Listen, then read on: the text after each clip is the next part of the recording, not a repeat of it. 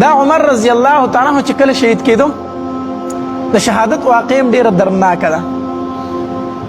د سار منزل راغی، اصل کې یو غلام و د معیره بن شعبه رضی الله تعالی عنہ، یو غلام و. نو د عمر رضی الله تعالی عنہ په بازار کې تو دی غلام ورته وویل ی عمره زما د مولا ته ووایه چې په ما دا مزدوري لږه کمه کړي، د به زما نه مزدوري ډېره غواړي. عمر رضی الله تعالی عنہ ته وفرمایل څومره مزدوري درنه غواړي؟ وی 4 درهمه یا 4 دیناره، خو 4 روپۍ رانه د ورځې غواړي. عمر رضی الله تعالی عنہ ته د پیسې تپوس وکړه ته څه کار کوې؟ هغه خپل کار وخو. نو عمر رضی الله تعالی عنہ ته دومره قدرې ووي، وی دا خو ډېره نه ده، 4 روپۍ خو ډېرې نه دي په ورځ کې ستا نه هغه غواړي، ستا د کار کې خو ډېرې پیسې پیدا کېږي، دا خو ډېره نه ده. صرف دا خبره ورته وکړه. خو د عمر زما په زړه کې دا و چې زه د ماته سپارش کوم، زه به معیره ته ووایم چې په ده باندې دا مزدوري لږه کمه کېده. خو ده ته دا خبره صرف وکړه، دا خو ډېره نه ده، لاړ تي. دا مجوسي غلام و، د په زړه کې وي خیر دی ستا به هم زه فکر وکړم. دا خبره پې بده ولګېده د عمر زما د ستا به هم فکر وکړم. خنجر یې واغست، خنجر په دواړو طرفه باندې تېرو، په دواړو طرفه، او هغه خنجر به یې روزانه په اور کې ګرماو او بیا به د زخرو په اوبو کې کېښودو. ټینګر چې دا لور ګرم کړي که نه، نو بیا وله په اوبو کې هغه دغه داسې ورکوي. نو ده دا لور دا خنجر به یې ګرماو، د زخرو په اوبو کې به یې بیا داسې وچاو.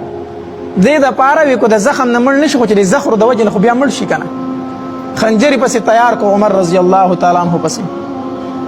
د سهار ټیم و 27 ذی الحجه وه، 28مه ذی الحجه وه، د لوی اختر دا میاشت ختمه شو بله ورځ. 28مه ذی الحجه وه. عمر رضی الله تعالی عنہ د سهار مانځه ته مخکې شو. چې مخکې شو دا مجوسي غلام و، د ځان نه کمبل تاو کړی او پټ راغلی او مخکې سب ته یې ځان ورسو. عمر رضی الله تعالی عنہ په خنجر وو. چې عمر رضی الله په خنجر وو، د نیت تړلی و، د مانځه نه غلی را مخکې شو، را شاته شو. بل صحابي خپلې مصلې ته مخې کو. دا طریقه هم ده چې د امام مونږ وایو په امام پسې مشران پوه خلک ودرېږي، دا دې وجې نه نور څه نه. خو که امام ته مخې ته په مانځه کې څه مسله راشي، پوزه یې راماته شي یا نور څه مسله راشي، نو دی به د مصلې نه شاته شي او ځان پسې به بل کس مخې ته کړي مصلې ته، او مونځ به هغه پوره کوي. دا طریقه ده. عمر رضی الله تعالی عنہ غلی د مصلې نه راشاته شو، بل صحابي مخې ته کو مصلې ته خپلې ته. نور څه یې ونه وي، چغې مغې یې ونه والې.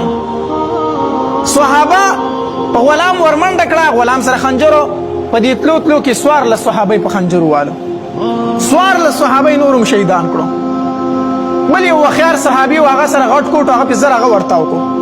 چې بله طریقه خو د ګرفتارولو نشته، خنجر چلی، غټ کوټ هغه پې زر ورتاو کو او راپاړې پکې کو.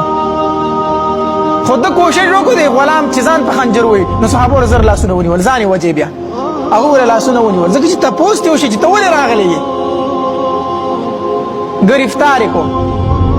تیاره و، سهار ټیم و، شاته سپونه ډېر لرې پورې تلي و، صحابه دومره پوه نه شو، شاتني سپون والا پوه نه شو. ځکه شاته صحابه وایي موږ دومره صرف پوه شو چې اول اواز د عمر رضی الله تعالی عنہ فقیرت که، وروسته د بل صحابي اواز شروع شو. دومره پوه شو او دومره هم پوه شو چې مخې ته څه لږه شور غونته وشو، خو نور پوه نه شو. ځکه صحابه و داسې مانځه ټیم و، دومره ورانې هغوی نه جوړه، د مونځ خو به هغوی ډېر خیال ساتو که نه. دا غلام یې ګرفتار کو، جیل ته ورتاو کو. عمر رضی الله تعالی عنہ کور ته وړو. چې کور ته وړو په عمر رضی الله تعالی عنہ بېهوشي راله، بېهوشه شو. صحابه وله پی ورکړه، په خوله کې چې ورته پی ور واچول، معده یې سوری شوې وه، په خېټه کې بار ته روبیدل، پی بار ته روبیدل. عمر رضی الله تعالی عنہ فروت ته طبیب یې راوسته، ورله ډاکټر یې وله راوست. د عمر رضی الله تعالی عنہ لږې سترګې وغړېدې د بېهوشۍ نه. چې سترګې وغړېدې، که زمونږ په شان سړی ونې چې هله ماله ډاکټر راولی زه مړ شومه، نه نه دا چغې وروړې نه وي. لومبی تپوس د عمر رضی الله تعالی عنہ دا وی د مونځ څه وشو، د مانځه څه وشو، زه خو په مانځه ووالم که نه، نو د مانځه څه وشو، مونځ په نیمه کې پاتې شو که سر ته ورسېدو. صحابو ورته ویي نه امیر المؤمنین مونځ پوره شو، سر ته ورسېدو. وی ښه، وی ما له اوبه راوړئ، ما له اوبه راکئ. نو صحابه وویله په جام کې اوبه راوړي، کېدای شي تږی یي، ځکه چې حالت د ځنکدن دی سړی تږی کېږي. اوبه یې وله راوړي، دی به یې څکي. وی نه ما له په کوزه کې اوبه راکئ، ډېرې راکئ. چې په کوزه کې وله اوبه راوړي، عمر رضی الله تعالی عنہ ما پاسه وایي زه اودس کومه، زه اودس کومه زوی ورته خواته ولاړ دی عبدالله بن عمر رضی الله تعالی زوی ورته وی بابا په دې ټایم کې خو تا ته د تیمم اجازت شته نو تیمم ووهه که نه ستا اودس پکې دومره تکلیف کوي